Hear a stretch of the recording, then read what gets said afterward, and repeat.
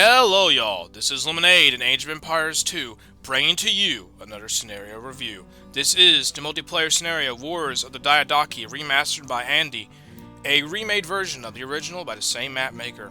Alexander the Great has died, and many new nations have arisen from within and outside his empire to take its place in what could be called the Hellenistic equivalent of the Three Kingdoms in scale and larger-than-life figures. Beginning from blue, we have the Seleucid Kingdom, the red Antigonid Empire, green, Kingdom of Armenia, yellow, Kingdom of Nabataea, teal, Ptolemaic Egypt, purple's Cassander, Kingdom of Macedon, gray, Lysimachus' Kingdom of Thrace, and finally, the last and least, the orange satrapy of Parthia. Let's see a game to enjoy what this scenario has to offer. We begin the game in the Ptolemaic city of Alexandria, with Ptolemy himself possessing Alexander's tomb, which will grant him a buff of a unit spawn of tough and resilient tomb guard. Nabataea captures the Arabian trade workshop, which will guarantee him some income, as there are many trade workshops spread like this all around the map, and whoever comes closest to them will capture them. Hoping to complete a quest, the Antigonids attempt to capture Sinope, bringing Demetrius I and Antigonus himself, but even if it is captured, Demetrius I unfortunately disappears. There is currently no conflict between the Antigonids and the Seleucids. Conflict could eventually arise considering the subject of whoever owns this trade workshop in Mesopotamia. There is no war in the Middle East just yet, but that does not stop Red from attempting to build up his economy and gathering an army of monks. The Nabataean king makes an alliance with a local Arabian settlement, which will give them a unique unit to help protect their small country. Teal begins collecting his tomb guard, which will make up the elite forces of the Ptolemaic army.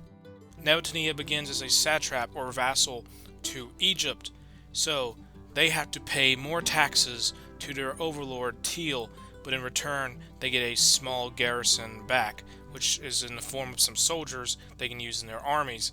They cannot rebel until later in the game. Parthia is in the same boat. Instead of Teal, they are under the Seleucids. Some action in the Mediterranean.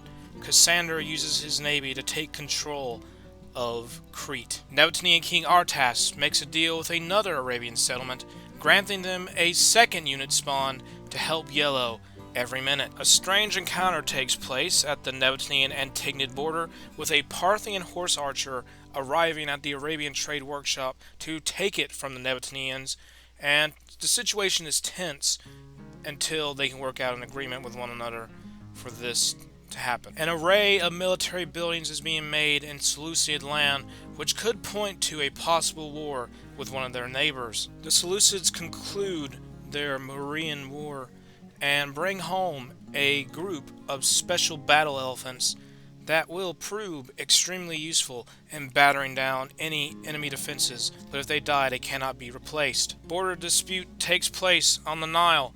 Yellow builds a wall that Teal believes is too close to his border.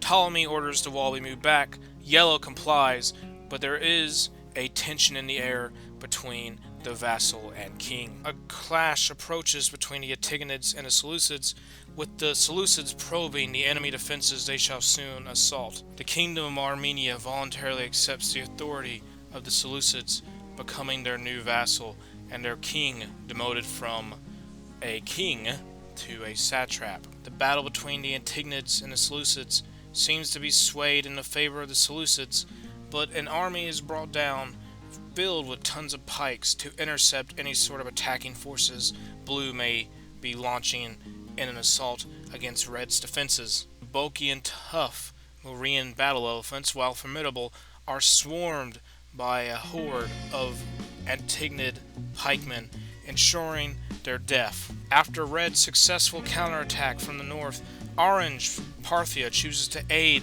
their overlord, sending cavalry archers and Mangadies to skirmish and harass any Antigonid forces attempting to attack Nineveh. Trouble arises between Lysimachus and Cassander.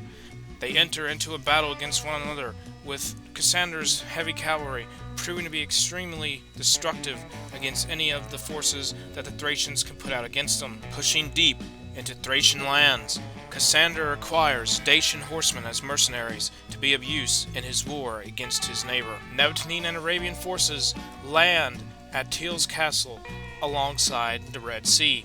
Teal has sent a garrison to discourage their possibly unruly vassal to leave.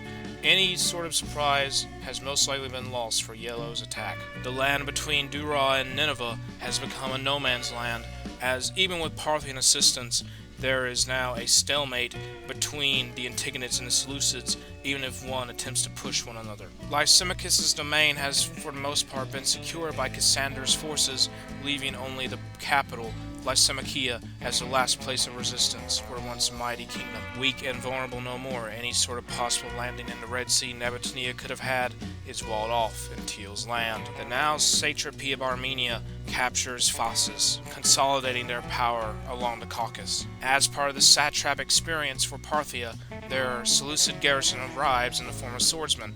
In Nebuchadnezzar, the same happens, but for them it is Ptolemaic pikemen. Lysimachia is finally overwhelmed by Cassander's forces.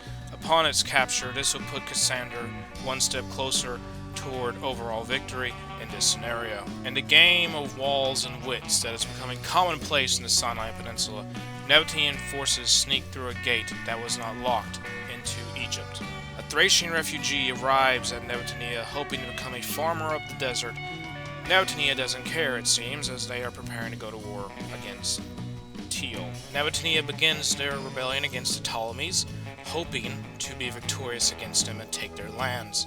They have currently beaten the army at the border and are controlling the seas. The Seleucid-Antigonid war heats up, with another front open nearby Jerusalem, which has suffered heavy damage by Seleucid forces, but it has been defended as Red has built a navy. The Nebuchadnezzar offensive toward Alexandria slowly runs out of steam, with the sea having been lost a long time ago. Red's resistance at Jerusalem is no more.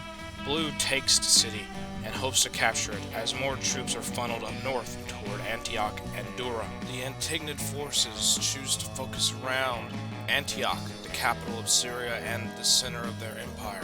It is under heavy assault by Parthian Hussars and Seleucid forces. By some miracle, Lysimachus himself managed to survive the destruction of his kingdom and fled to Nebuchadnezzar along with his villagers, choosing to stay on permanent vacation in the region. Red's fortress at Antioch crumbles, succumbing to the siege weapons of the Seleucids. Ptolemaic forces surge into Nebuchadnezzar, pushing toward Petra.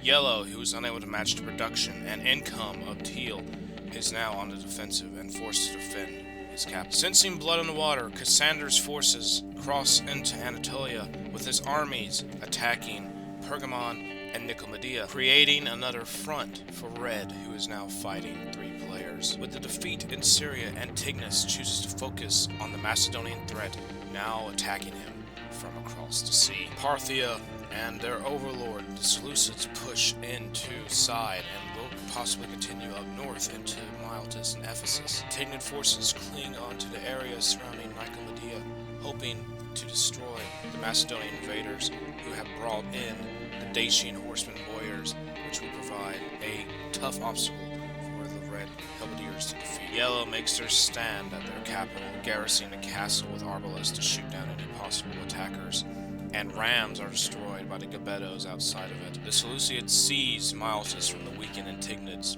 With Side and Antioch having fallen before, they only need one more settlement in order to win the game. Across from Antioch, the Seleucids take Nisibis, securing their victory and ensuring that they win the game. With their victory in hand, that would be the end of the Wars of the Diadochi. If you like the scenario, be sure to check it out with the link in the description. If you enjoyed the video, like, share, and subscribe.